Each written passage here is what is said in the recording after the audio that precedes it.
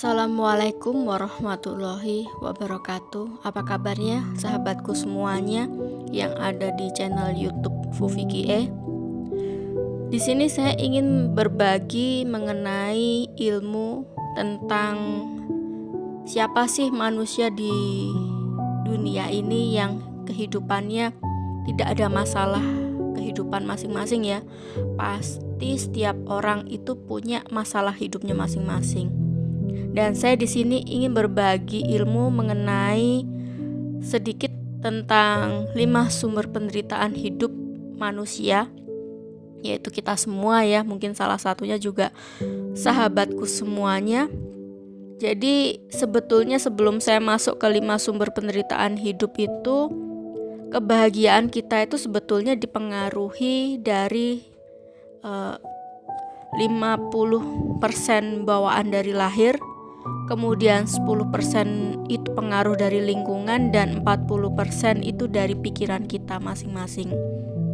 Jadi apa yang ingin saya sampaikan di sini bahwa sebetulnya yang paling dominan itu adalah karena kita dari bawaan lahir, karena sekitar 50% ya.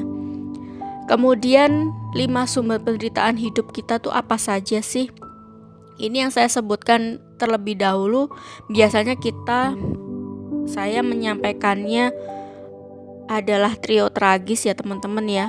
Yang pertama adalah menyesali masa lalu, yang kemungkinan dulu di masa lalu, entah di masa kecil, entah di masa remaja ataupun beranjak ke dewasa. Mungkin sahabatku semua yang di sini pernah mengalami sebuah trauma batin di masa kecil mungkin, atau ada luka batin yang akhirnya itu membuat penderitaan tersendiri di dalam kehidupan kita, dan kita terus teringat-ingat terus di masa lalu. Ibarat sebuah mobil, kita sebagai pengemudinya kita terlalu sering melihat ke spion belakang ya teman-teman ya.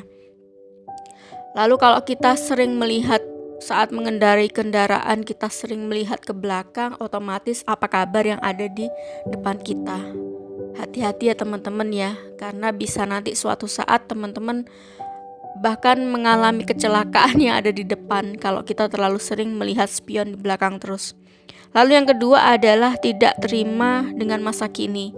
Ini biasanya dengan penyesalan, kita gak terima dengan apa yang sudah Tuhan berikan kepada kehidupan kita saat ini kan. Kita banyak diberikan nikmat, tapi malah kita lebih banyak mengeluhnya.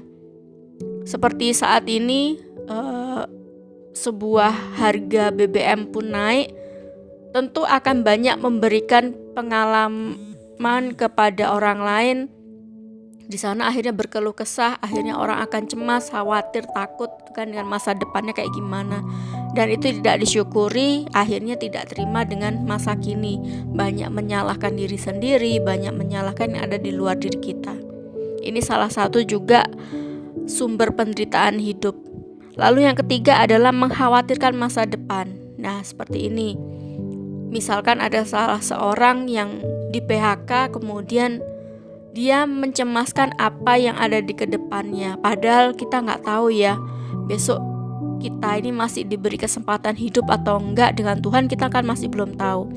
Jadi yang di depan itu masih rahasia ilahi, tapi kenapa kita mengkhawatirkan ada yang di masa depan. Kemudian selanjutnya ini yang lebih ekstrim, lebih parah dari sumber penderitaan hidup. Yang keempat adalah tidak bisa memaafkan, baik itu diri sendiri, tidak bisa memaafkan orang lain, dan tidak bisa memaafkan Tuhan. Ini penderitaan batin yang paling berbahaya teman. Bisa menjadi, kalau ini diteruskan, bisa menjadi sakit-sakit berat seperti nanti misal munculnya kanker, tumor, dan penyakit yang lainnya yang sekiranya berat seperti diabetes dan lain sebagainya. Jadi kalaupun mungkin kita pernah disakiti oleh orang lain, ya kita mau gak mau harus memaafkan. Karena kalau dengan kita tidak memaafkan orang tersebut, itu sama saja kita ingin memberi racun kepada orang tersebut, tapi racunnya malah kita minum sendiri.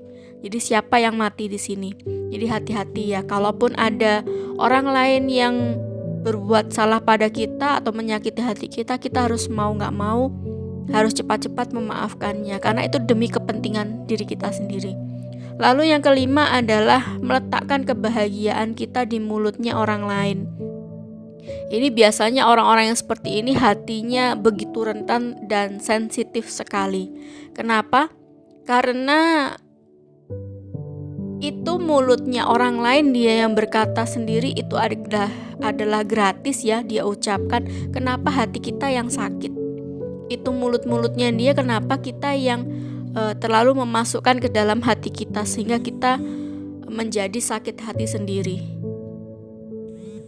Kalaupun ada yang menyakitkan ya sudah, segera dimaafkan saja, dimaklumi saja.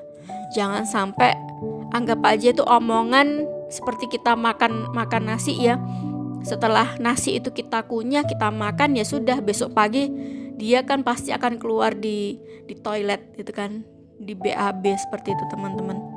Mungkin itu yang ingin saya sampaikan di video YouTube kali ini di channel saya Fufiki E. Silahkan teman-teman, kalaupun ini bermanfaat untuk orang lain, silahkan di like, di share, dan subscribe YouTube saya. Saya ucapkan terima kasih. Billahi taufiq wal hidayah. Wassalamualaikum warahmatullahi wabarakatuh.